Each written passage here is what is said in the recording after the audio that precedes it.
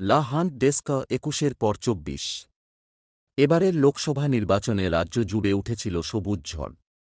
বাংলার ৪-২টি আসনের মধ্যে ২-৯টিতেই জয়ী হয়েছে তৃণমূল। অন্যদিকে বজপ আটকে গিয়েছে মাত্র ১-২টিতে। সেই ধাক্কার মাঝেই রাজ্যে ফের ভোটের দামামা।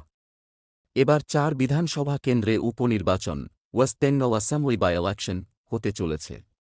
ইতিমধ্যেই ভোট এবং ফল প্রকাশের দিন ঘোষণা করেছে নির্বাচন কমিশন।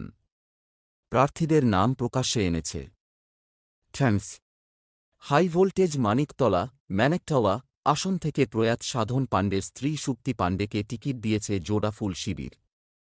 রানাঘাট দক্ষিণ, রানাঘাট ট্যাক্সেন এবং রায়গঞ্জে ওয়েগেঞ্জ ভরসা রাখা হয়েছে মুকুটমণি অধিকারী এবং কৃষ্ণ কল্যাণীর ওপর। অন্যদিকে বাগদা ব্যাগড্যাহ কেন্দ্রে বড় চমক দিয়েছে থাম।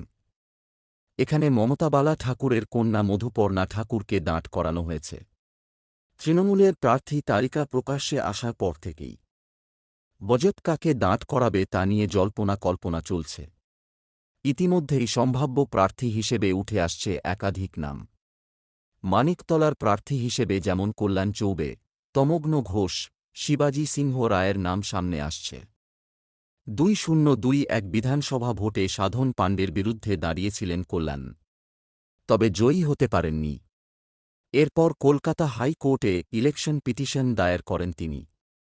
এর জল গড়ায় সুপ্রিম কোর্ট অবধি। পরবর্তীতে হাইকোর্টে মামলা প্রত্যাহারের আর্জি জানিয়েছিলেন কল্যাণ। পকেটে আসবে বাড়তি টাকা। রাজ্য সরকারি